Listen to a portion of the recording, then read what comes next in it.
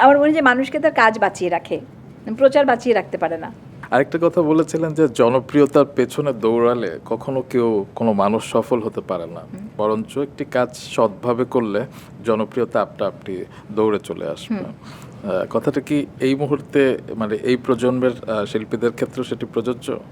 সবার সময় এটা, সব কালে সব সৃজনশীল মানুষের জন্যই সেটা প্রযোজ্য। কারণ তুমি দেখো, আমরা অনেক সময় সত্যিকার মাঠেও দেখেছি, খেলার সময় কিংবা নাটক সিনেমাতেও দেখেছি যে কেউ কাউকে মানে প্রথম হওয়ার জন্য ধাক্কা দিয়ে ফেলে দিল,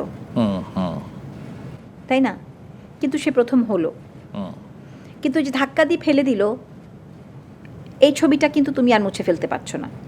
আমার মনে আছে, ওটা কি ওয়ার্ল্ড কাপে ফ্রান্স ইতালির খেলাই তো ছিল না? জি জি, জিদানকে যে, হ্যাঁ জি 98, মানে আমি কিছু এরকম করেছিলাম না আমরা? না, এটা তো 2014-14 হবে, 2012 বা 14 এরকম। ওকে, তো আমরা জানি 98 তো ফ্রান্স চ্যাম্পিয়ন হলো। হ্যাঁ, না, বাট ওইবার তো ফ্রান্স চ্যাম্পিয়ন হয়নি, বিকজ ওকে তো রেড কার্ড পেয়ে চলে যেতে হলো মাঠ ছেড়ে। কিন্তু আমরা তো জানতাম যে মানে অবধারিতভাবে ফ্রান্স হবেই। কিন্তু পরে ইটালি হলো বোধ হয়, হ্যাঁ। কিন্তু তুমি কি ওই ছবিটা কোনোদিন মুছে ফেলতে পারবে? পারবে না। মানে এটা হয়তো একটু আমি অন্যভাবে বললাম, একটু মেটাফরিক্যালি বললাম, বাট আমি বলতে চাচ্ছি যে তুমি জনপ্রিয় হবে কি হবে না, এটা কি তুমি আজকে বসে ফোরকাস্ট করতে পারবে? না, তোমার কর্মই তোমাকে কোনো একটা সময় সেখানে নিয়ে যাবে অথবা যাবে না।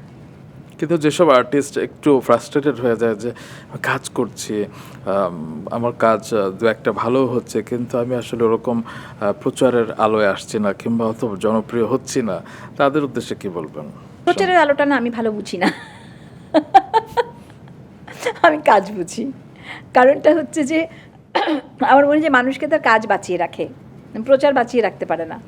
প্রচার একটা হাইপ ক্রিয়েট করতে পারে, কিন্তু তারপরে কিন্তু প্রচার, কারণটা কি আমার কাছে মনে হয়েছে যে দর্শকের মনে যদি আমি ঢুকতে পারি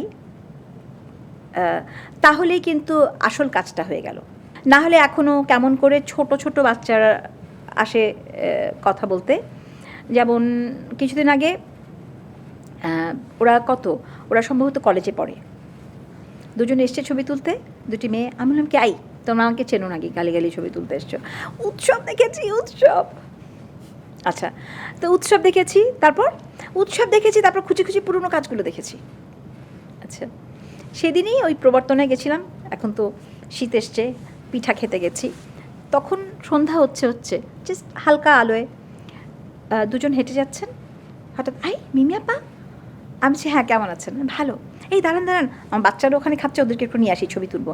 আমি কি ওদেরকে বিরক্ত করার কী দরকার? বলে না, ওদেরকে আপনাদের কথা বলি, আপনাদের কাজ দেখাই, তাই। তিনজন এতটুকু, এগুলো বোধহয় 4-5-এ পড়ে। ঠিক আছে, দাঁত বের করে এসে ছবি তুলে চলে গেল।